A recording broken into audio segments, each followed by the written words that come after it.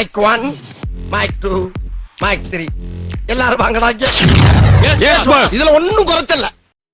Welcome back to Friday சாட்ஸ் மக்களே. இன்றைக்கி நாம் ஒரு மலையாள ஹாரர் த்ரில்லர் படத்தோட ரிவ்யூ பார்க்க போகிறோம். அந்த படத்தோட பேர் டிஎஸ் இரே.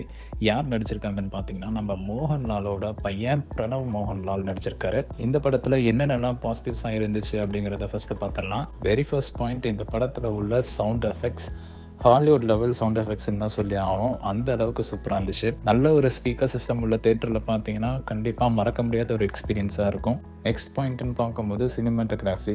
அதாவது ஒரு ஹாரர் த்ரில்லர் படத்தை எடுத்துக்கிட்டிங்கன்னா டெக்னிக்கல் ஆஸ்பெக்ட்ஸில் ரொம்பவே முக்கியமான பாயிண்ட்டுன்னு கேட்டிங்கன்னா சவுண்ட் எஃபெக்ட்ஸும் சினிமாட்டோகிராஃபி தான். ஸோ இந்த ரெண்டு விஷயத்தை வந்து பார்த்திங்கன்னா இந்த படம் 100% பூர்த்தி பண்ணியிருக்கு.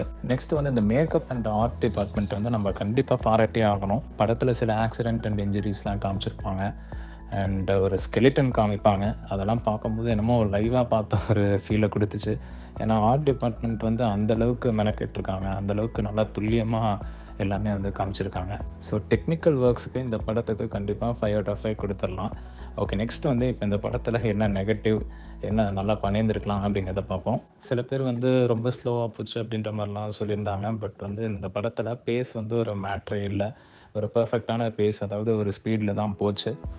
எல்லாம் இங்கே வந்து ரொம்ப லேக்கிங் அப்படின்னு பார்த்தீங்கன்னா கண்டென்ட்டு தான். படத்தோட ஒன்லைன் அப்படின்னு பார்க்கும்போது ரொம்பவே நல்லாயிருக்கும். ஹீரோ வந்து ஒரு பெரிய பணக்கார வீட்டு பையன், ஒரு ப்ளே பாய் அப்படின்னே சொல்லலாம். என்ன ஆகுதுன்னா அவன் பழகிற ஒரு பொண்ணு வந்துட்டு சீரியஸாக என்னை வந்து லவ் பண்ண ஆரம்பிச்சிருது. அண்ட் மேரேஜ் பற்றி டாக்ஸ்லாம் வரும்போது இவன் கோஸ்ட் பண்ணிடுறான், அதாவது அவாய்ட் பண்ணுற மாதிரி.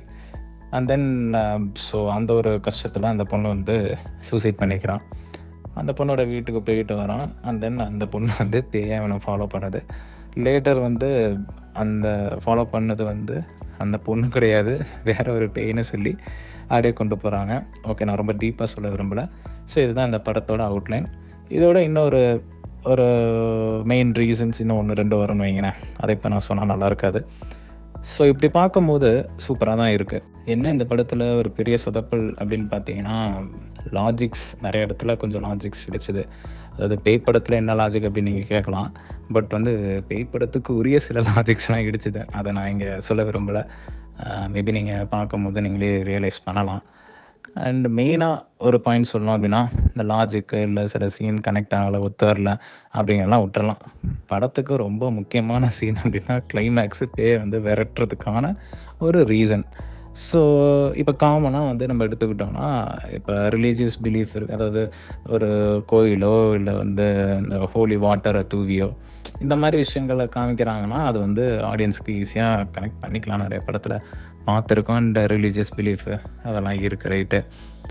பட் வந்து புதுசாக சில விஷயங்களை பண்ணும் போது கண்டிப்பாக அது என்ன அப்படிங்கிறத எக்ஸ்பிளைன் பண்ணியிருந்தால் பெட்டராக இருந்திருக்கும். இதில் வந்து ஒரு விஷயத்த வந்து பண்ணுறாங்க, அதாவது ஹீரோவுக்கு இன்னொருத்தன் சொல்கிறான். அவன் வந்து ஒன்றும் என்ன சொல்கிறது, ஒரு ப்ரீஸ்டோ இல்லை ஃபாதரோ அந்த மாதிரியும் கிடையாது. அவன் திடீர்னு ஏதோ ஒரு ஐடியாவை சொல்கிறான். அந்த ஐடியாவை ஹீரோவும் பண்ணுறாரு. பேய் வந்து உடனே பறந்துடுது. அதாவது பேய் வந்து அதோட ஆத்மா சாந்தி அடைஞ்சு போயிடுது. ஸோ இதை வந்து டக்குன்னு அந்த இடத்துல ஏற்றுக்கவே முடியல. ஒரு ஸ்ட்ராங்கான ஒரு ரீசனோ இல்லை அதுக்கு பின்னாடி ஒரு ஸ்டோரியோ இல்லாமல் திடீர்னு ஒரு விஷயம், ஒரு சாதாரண விஷயத்த அப்படி சொல்கிறான், இவன் செய்கிறான், டக்குன்னு அந்த பேயும் ஓடி போயிடுச்சு அப்படின்னு காமிச்சதை வந்து ஏற்றுக்க முடியல. ஸோ ஓவராலாக இந்த படத்துக்கு எவ்வளோ ரேட்டிங் அப்படின்னு பார்த்தீங்கன்னா 3 out of 5 கொடுக்கலாம். அந்த 3யும் வந்து மெயினாக பார்த்தீங்கன்னா அந்த படத்தோட ஸ்ட்ராங்கான டெக்னிக்கல் ஒர்க்ஸுக்கு தான். ஸோ கண்டிப்பாக இந்த படத்தை நீங்கள் தேட்டரில் பார்க்கும்போது லாஜிக்ஸ்லாம் நீங்கள் வந்து ரொம்ப நோண்டாமல் ஸ்க்ரீனில் என்ன காமிக்கிறானோ அதை மட்டும் அப்படியே ஃபாலோ பண்ணிவிட்டு போனீங்க அப்படின்னா ஒரு ஒர்த் வாட்சிங் எக்ஸ்பீரியன்ஸாக தான் இருக்கும். ஸோ ரிவ்யூ உங்களுக்கு பிடிச்சிருந்ததுன்னா கண்டிப்பாக ஒரு லைக்கை தட்டி விட்டுட்டு, நம்ம சேனலுக்கு சப்ஸ்கிரைப் பண்ணலன்னா அதையும் பண்ணி விட்டுட்டு உங்கள் ஃப்ரெண்ட்ஸுக்கு இந்த வீடியோவை ஷேர் பண்ணுங்கள்.